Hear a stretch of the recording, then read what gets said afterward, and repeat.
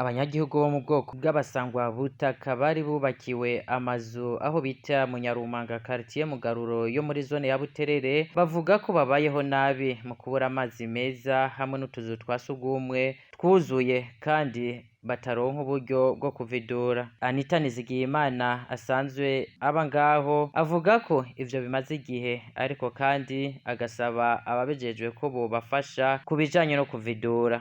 Tubakiye amazu 80 n'amawese 80 ariko ubonye ukuntu ubwo buzu bwa sugumwe bubayeho ubu ntibakituvidira nta naho turonka tuvidurira.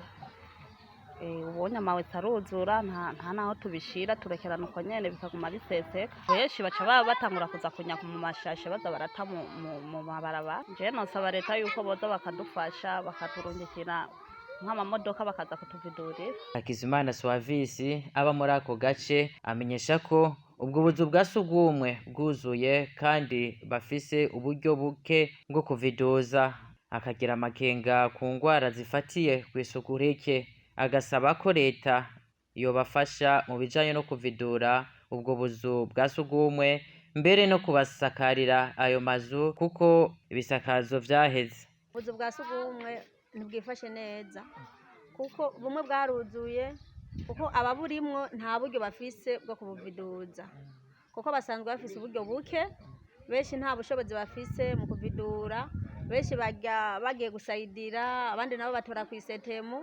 Urumva mu kugira atunga umuryango biramugora, mu kugira azoronke bya bihumbi 100 byo kuviduza toilette ntibishobora gushoboka.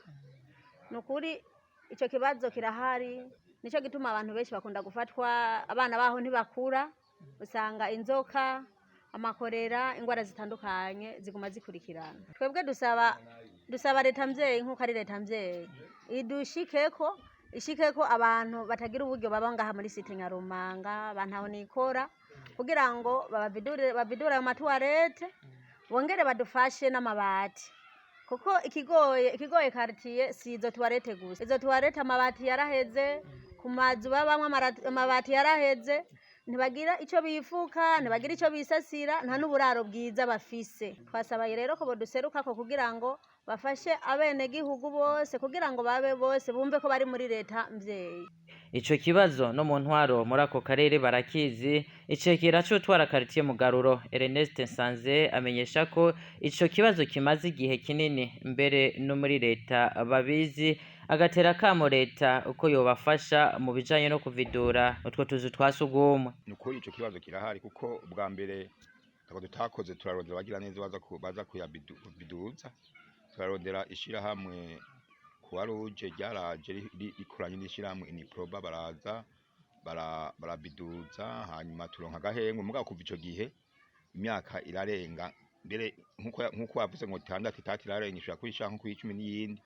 Izo toilette zuzuye ubu abene gihugu bahaba benshi baja mu mashamba, abandi bakituma mu mashashe bakabita hariho hose, ugasanga ingwara ziragwiriye cane, ingwara z'inzoka zo gucibwamo ziragwiriye. Twe dusaba leta nkuko ari umuvyeyi w'abantu bose naha mu Buterere mu Nyarumanga naho nyene ndazi naho nyene turabana ba leta.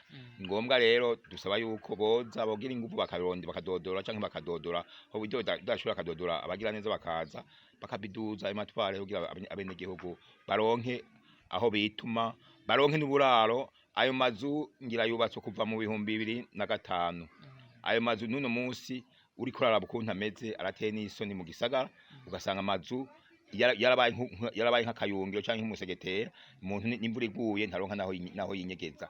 Tugasaba leta nimba bishoboka ikanze kamaze kaza kuraba hanyuma igakora ibintu yabonye ataburyarya bubayemo atabusuma bubayemo, ikubakira igasakarira uwo ibona yuko agwe gusakarirwa bivanye n'amabati basanzwe babamwo. Ivyo biruko mu gihe kuri uyu wa 9 Myandagaro bahimbaza umunsi mpuzamakungu w'abasangwa butaka mu Burundi. Uwo munsi ukazohimbazwa kw'igenekerezo rya 20 Myandagaro uyu mwaka mu ntara ya Cibitoke.